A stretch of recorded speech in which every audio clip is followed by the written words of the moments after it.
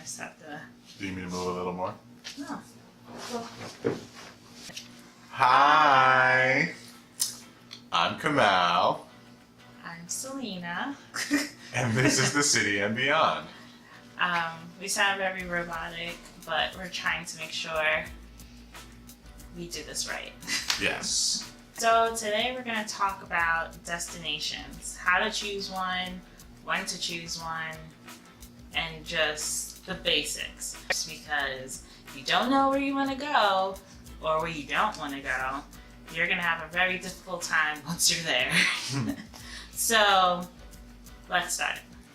So there's two types of travelers, and there's the person who knows the time frame they want to travel. They have the type of place they want to travel to, so they're a little bit ahead.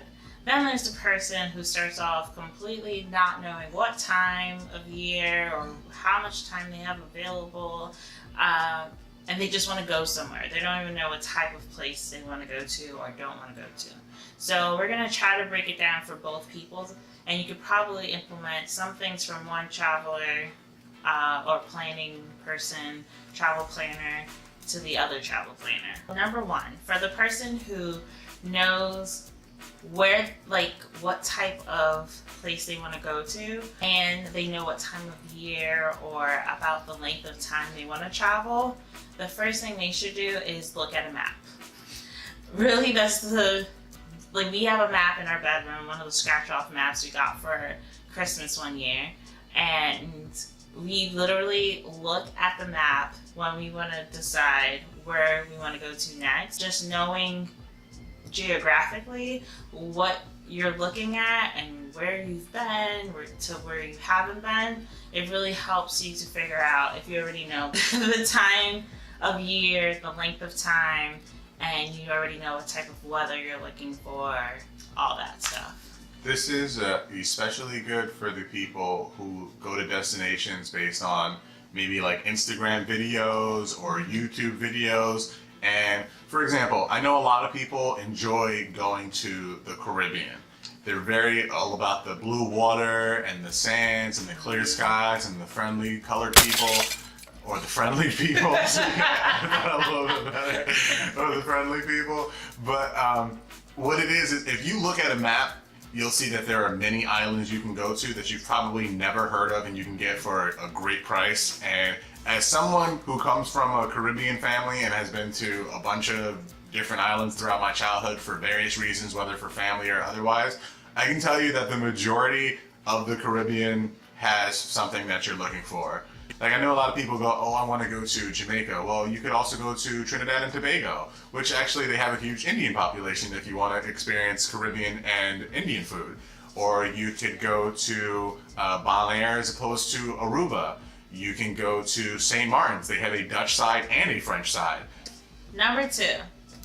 So for that same person, you should also start to search for locations that are best available for that time. So if you say, for example, we have a trip in November we're trying to plan, and we already know some of the criteria we're looking for because we're traveling with other people who have very specific needs and preferences. We're looking for a specific week or 4 or 5 days in November, and the weather is going to be warm. They want a little bit tropical, just somewhere where they can relax. We're looking more for beaches. We're looking more for that blue sky, blue water, clear water. So we know what we're looking for. So I've been searching for locations that come up for that week that are cheaper and just maybe places I never thought to look up. That's a good way to finally start to get a feel for what's available for the time that you're looking to travel. Go to Skyscanner, I would say, and you can just put that weekend, make it a flexible destination, put your hometown or wherever you're flying from, and then just start searching and just keeping track of what comes up. And you don't really have to put alerts on if you don't want to. I do. I think they're really helpful. And then you can kind of go from there. Those are the tips for the traveler who already knows where they want to go, the time they want to go. Good luck. So for the traveler that doesn't know what time they want to travel, time of the year or the length, we came up with some ideas to help you with that, because we've been in that scenario many times, which we are for this year of travel that we're trying to do. There's a couple of months where we're not really sure where we want to go, but we know the time frame, and some of them we're just like, we're not really sure what dates to choose, and it just depends on where we go and the cheapest flights we can get, and that'll determine when we go. The first thing you need to do is look at your available time off from work or school, whatever obligations you have. You need to figure out what time works for you, and that's where you need to start. You just need to start with where is your time, where can you take a break, how many days can you take off, because that's going to help you figure out a little bit closer to figuring out where you're going to go. It does not necessarily have to be a flight. Please do not misconstrue that. We are huge proponents of the train, the bus, and taking road trips. Earlier this year we did both of those. Well, we did two of those because I just mentioned three things. We did two of those. We drove to New Hampshire and inevitably drove to Vermont. Beautiful scenery if you ever get to experience it. And then the next month we took a bus to Boston. Last year we took the train up to Montreal out of Port Authority, or was it Penn Station? It was Penn Station. Amtrak. Okay. It was Amtrak, you're absolutely right, yes. So it doesn't necessarily have to be a flight. So be mindful of that when you're planning on your destination. It doesn't necessarily have to be a flight. Sometimes ground transportation is comparable, and you don't have to worry about baggage fees. Definitely look at your time available and figure out what you have available to work with. After you figure out with Skyscanner or whatever app you want to use, but that one we know for sure it can kind of influence what your destination is, and when you look by a month. I start to think about what things that I like. I like being cooler, cold. I don't like being hot, so if I'm going to go to the tropics, I like to visit those places during the winter. Awesome. Our winter. Yeah. So, for example, we're in New Orleans right now, and I haven't gone to New Orleans during the summer ever. I've only gone to New Orleans in March and in October. And that works for me because I don't want to get too hot. But we love being here and we have a great time, but I think I would be a little miserable if it was too hot. So therefore, I would not pick any of those months during the summer. Now we're going to talk about how we handle things. In our last talk video, we talked about travel partners. So this is something that maybe you and your travel partner should go through. If you're a solo traveler, you can just do it with yourself. Don't worry, everyone talks to themselves. You're not crazy. We go through a list of places that we would like to go and then places that we would not like to go. The way Selena and I do it is we just go through the list together, and it's kind of like, I want to go here, I don't want to go there. And we just knock it out until we both come to a conclusion. One place that we both want to go, and unfortunately we are not going to go this year, but you never know, maybe we will, is Morocco. Yeah. I personally dig Morocco for a handful of reasons. One being history. I think the history is pretty awesome. They have one of the oldest colleges in the world. Now, a lot of people know that. They speak Arabic, French, and some people speak English, if I'm not mistaken. Don't know because I haven't been. The food looks and tastes amazing, but I get the Americanized version from people who come here. And argan oil is pretty amazing. Everybody loves to use that. My hair, my skin. Morocco is one of the places that we would like to go in the world. We also wanted to talk about places that we don't want to go. I'll start with, if you look at the map, one of the things that we did for this year is, and if you follow us on Instagram and Twitter or one of those, you know this, we are planning not to travel to Europe this year because we have gone to a lot of European countries.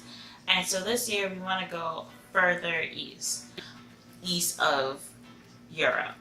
And we really, really thought about it, stared at our map in our bedroom, and eventually we had to be really sensible and think about the political climate of our world.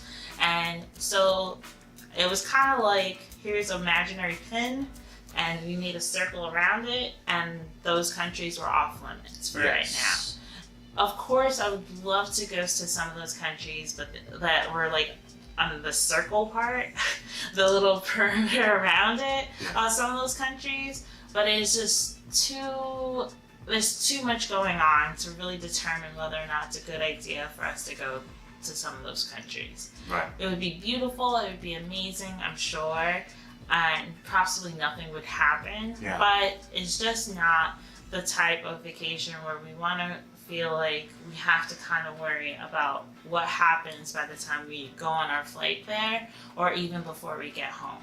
Now, I know a lot of this all over the world is all due to a bunch of history stuff and ideological beliefs that people have and what have you, but I truly believe at some point a lot of this will be resolved within our lifetime. I feel like everyone is a lot more sensible now, even people who are thinking differently than how the world is now.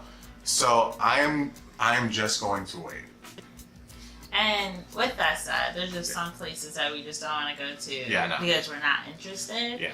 And that hopefully you know what you like and what you don't like. And if you really, really don't, I think you're gonna have to just take the plunge and just kind of go a place that's pretty popular and everyone else seems to be going to, whether it's Paris or London or Toronto or California.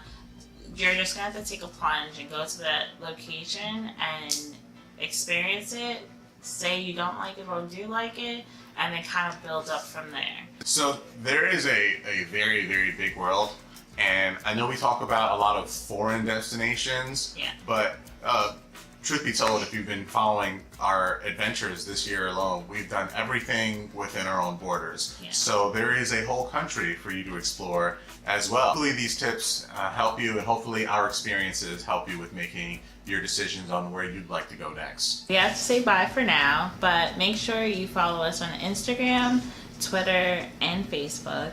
We're pretty active on our Instagram and Twitter the most, and we try to give you some exclusive updates on those. And right now we're in New Orleans, like I said, and we are done being indoors, so we're headed out to have some fun. Yeah. If you have any questions, please leave them in the comments section. I would really like to know, where is it that you're planning on traveling to this year? Tweet at us, Instagram comment us, like our Facebook, and we will see you in our next video. We will be in Manhattan. I'm really excited about that. That's pretty exciting. And so bye for now, and we'll talk to you soon. And as my childhood favorite TV show used to say, skinnamarink dinky dink, skinnamarink doo. All right. Bye.